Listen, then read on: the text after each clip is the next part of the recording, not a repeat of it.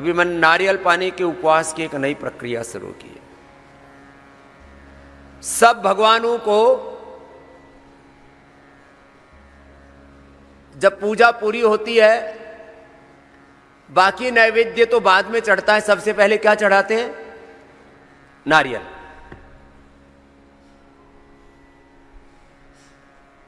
नारियल के 2 टुकड़े कर देते हैं, उसको फोड़ के, और उसका जो नैवेद्य है, नैवेद्यम निवेदयामि आचमनीयम समर्पयामि, नैवेद्य के रूप में नारियल और उसका जो जल है वही आचमनीय हो जाता है। और विशेष पूजाओं में फिर प्रसाद के रूप में भी नारियल को काट के और उसका जो जल है वही प्रसाद में लिया जाता है। ये अनुष्ठान हमने स्वयं किए हैं लंबे। सब देवताओं का प्रिय नारियल है। आप सुबह से शाम तक 2 गिलास सुबह पी लो, 2 शाम, दोपहर को पी लो, 2 शाम को पी लो। जितने भी मोटे मोटे भाई बहन है, 7 दिन में 10 किलो वजन घटाना है। मोटे भाई बहन या तो आना मत, और यहां आओ तो मेरी बात पूरी मानो, और मान करके जाओगे तो 10 किलो वेट कम करके जाओगे। और जो मेरी बात ना माने वो यहां आओ ही मत।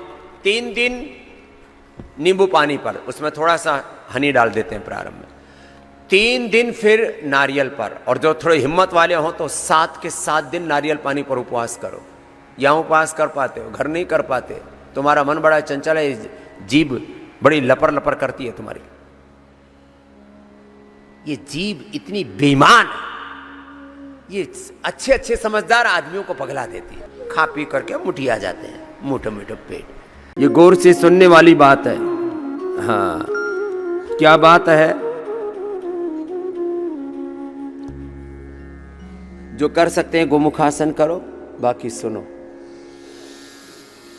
जो कुछ हम सोचते हैं, देखते हैं, सुनते हैं, करते हैं, खाते पीते हैं, जीते हैं, इस बात को हमेशा याद रखना। कुछ बातें अपनी डायरी में नोट कर लो, 8-10 बातें ऐसी। जो कुछ हम करते हैं उसका असर हमारे 37 ट्रिलियन सेल्स पर पड़ता है। स्थूल सूक्ष्म कारण शरीर पर पड़ता है। 37 ट्रिलियन सेल्स को थोड़े दूसरे ढंग से पूरा विस्तार से कह रहा हूँ। जो कुछ करते हो अन्नमय, प्राणमय, मनोमय, विज्ञानमय, आनंदमय कोश का उस पर उसका असर पड़ता है। फिजिकल, मेंटल, इमोशनल बॉडी पर पड़ता है। ये शरीर जो दिख रहा है, ये तो एक, इस शरीर की भी कई परतें हैं, कई लेयर्स हैं इसकी। स्थूल सूक्ष्म कारण शरीर, बॉडी, माइंड, सोल पर उसका असर पड़ता है। 37 ट्रिलियन सेल्स पर, 8 चक्रों पर, 9 द्वारों पर, 72,72,10,201 नाड़ियों पर, शरीर पर, इंद्रियों पर, मन पर, आत्मा पर उसका प्रभाव पड़ता है। और जन्म जन्मांतरों तक ये प्रभाव रहता है। इसको संस्कार कहते हैं, इसी को कर्माशय कहते हैं। ये जन्म जन्मांतरों तक हमारे साथ जाता है। इसलिए कुछ भी करने से उसका पहले परिणाम सोच लो। जो कुछ कर रहे हो उसका परिणाम जन्म जन्मांतरों तक भुगतना पड़ेगा। और ये हम सब आपको अनुभव की भी बातें बता रहे हैं, शास्त्र में भी पढ़ी हैं। इस जन्म में जो कुछ हम कर रहे हैं, जो कुछ भगवान हमसे करा रहे हैं, निमित्त बना करके, अपना यंत्र बना करके, हम तो उस भगवान के शरणागति में, दासत्व में जीते हैं। हमने अपने आप को भगवान के हाथों में सौंप रखा है। जो वो बुलाते हैं वो बोलते हैं, जो कराते हैं करते हैं, बस। और हमने इस जगत के पार जाकर के भी देखा है, मूर्त के परे अमूर्त को भी देखा है। और जरा गौर से सुनो, ये जो दिख रहा है जगत है, इससे अनंत गुना ज्यादा न दिखने वाला अमूर्त, अदृष्ट, इनविजिबल ट्रुथ है। और इसी को सनातन शाश्वत सत्य कहते हैं। एक है ऋत, एक है सत्य। ऋत वो नियम है जो कभी परिवर्तित नहीं होते, और नियमों को जीवन में जीना यही धर्म है। और उसी से जीवन में सत्य प्रतिष्ठित होता है। जो अपरिवर्तनीय नियम है ब्रह्मांड के, वो ऋत हैं। उनका जीवन में आचरण करना ये धर्म है, और यही जीवन का सत्य है। तो आपको 3 शब्द सिखा दिया। अभी क्या सिखाया? ऋत, धर्म और सत्य।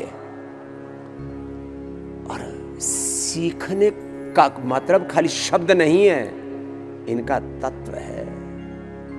अब कुछ लोग पूर्व जन्म को मानते ही नहीं, लेकिन भैया तुम्हारा जन्म अलग अलग कुलवंश खानदान में हुआ, तुम्हारे सब रंग रूप एक जैसे नहीं, तुम्हारा स्ट्रक्चर एक जैसे नहीं, तुम्हारा कैरेक्टर, तुम्हारा IQ लेवल एक जैसे नहीं, तुम्हारे अभ्यास एक जैसे नहीं है। कुछ जन्म से ही बड़े सिद्ध होते हैं, जन्म से ही बड़े प्रतिभावान होते हैं, महान होते हैं। कुछ जन्म से ही अप्रतिम सामर्थ्य वाले बालक होते हैं। पहले तो हम नहीं कहते थे, लेकिन आज हमको कहना इसलिए पड़ रहा है कि भाई पूर्व जन्म भी है। बोलो पूर्व जन्म भी। पूर्व जन्म ना होता तो भाई काम तो सारे संसार में सभी लोग कर रहे हैं। सब रामदेव क्यों नहीं बन जाते? सब नरेंद्र मोदी क्यों नहीं बन जाते? सब रामकृष्ण हनुमान शिव क्यों नहीं बन जाते? गौतम कणाद जैमिनी पाणिनि पतंजलि क्यों नहीं बन जाते? सब बुद्ध महावीर क्यों नहीं बन जाते? सब गुरु नानक देव गुरु गोविंद सिंह क्यों नहीं बन जाते? कुछ तो है, पिछला भी है भाई।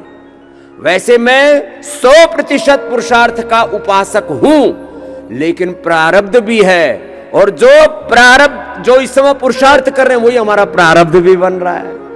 पुरुषार्थ का ही परिणाम प्रारब्ध है, और प्रारब्ध का ही गतिमान जो प्रवाह है वो पुरुषार्थ है। प्रारब्ध और पुरुषार्थ के बारे में भी बहुत लोगों में बहुत तरह की कुंठाएं हैं। इसलिए पिछला लेखा जोखा अभी भोग रहे हो। किसी को बहुत अच्छा पति मिल गया, किसी को बहुत अच्छी पत्नी मिल गई, किसी को बहुत अच्छे बच्चे मिल गए, और किसी के बच्चे ऐसे मिले कि सबको डुबो दिया। ये सब लेखा जोखा है। इसलिए समय का काल चक्र बड़ा जबरदस्त है, इसके बड़े गहरे तत्व हैं। समय के थपेड़े ऐसे पड़ते हैं, बड़ा मामला उल्टा पुल्टा हो जाता है। सुनो जरा, गौर से सुनो। जीवन अनादि है, अनंत काल तक चलने वाला है। पूर्व जन्म भी है, पुनर्जन्म भी है। इसमें अरे दिख रहा है, इस पर भी विश्वास कर ले, ये धर्म है। जो नहीं दिख रहा वो रीत है। सृष्टि में एक शाश्वत प्रवाह सत्य का, न्याय का, धर्म का। सृष्टि के कुछ मूल सिद्धांत हैं। कर्मफल व्यवस्था, न्याय व्यवस्था अकाट्य है प्रभु की, उसको काट नहीं सकता, को टाल नहीं सकता।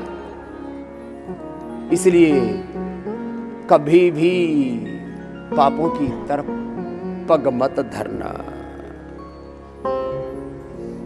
तो जो मैं बात कह रहा था, रित, धर्म और सत्य, इसको समझना और बस अपनी राह पर चलते जाना।